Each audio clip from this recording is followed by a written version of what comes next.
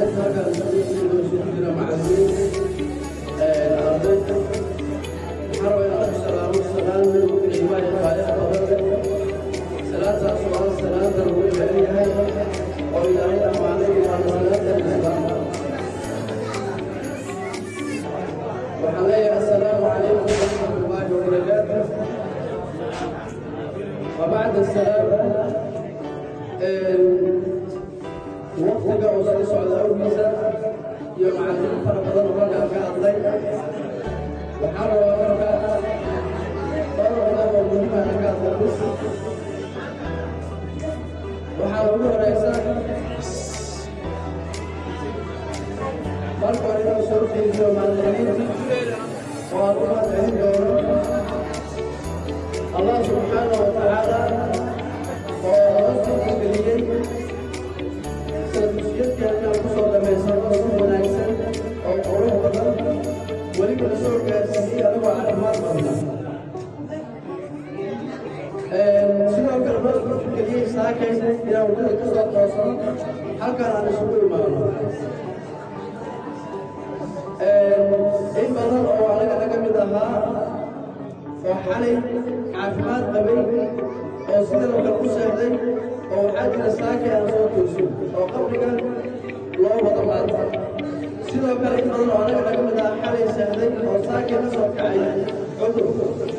بركة وحياة سبحانه إلى سبحانه وتعالى وعلى عفمات ساكن والأركان نمسوا الكبرين sidoo kale waxaan rabaa inaan mahad balaaran u soo jeediyo maamulka dugsiga al-azhar oo ah ustaad abdactiin oo ku magac dheer baadiyo ahna maalinka bulshada waxaan ugu mahadcelinayaa siduu isugu howlay xil isaga saaray sida ay maanta ku jeceleen xafladda quruxda badan loogu talagalay in lagu baxnaaniyo lagu sabootiyo ardayda foorfoorka ee dugsiga al-azhar sidoo kalena lagu dhiirigeliyo fasalka sideedaad waxaan rabaa marka maamulka sidaan usoo jeediyo mahad balaaran sidoo kale weli waxaan ku jirnaa qodobka mahadcelinta ahaa waxaan u mahadcelinayaa dhammaan macallimiinta ka soo shaqeeyay isla dugsiyeedkan iskuulka al-azhar kana soo qayb qaatay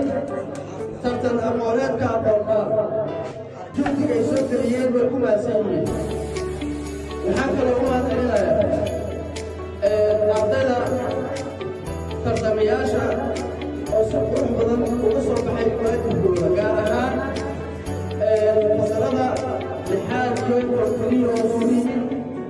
final oo la qorsheynaya maanta in la guddoonsiyo horumarin waxaan leeyahay aad baad u mahadsantihiin dadaalka aad samayseen waaya waxaa ii xiga inaan dhiirigelin u sameeyo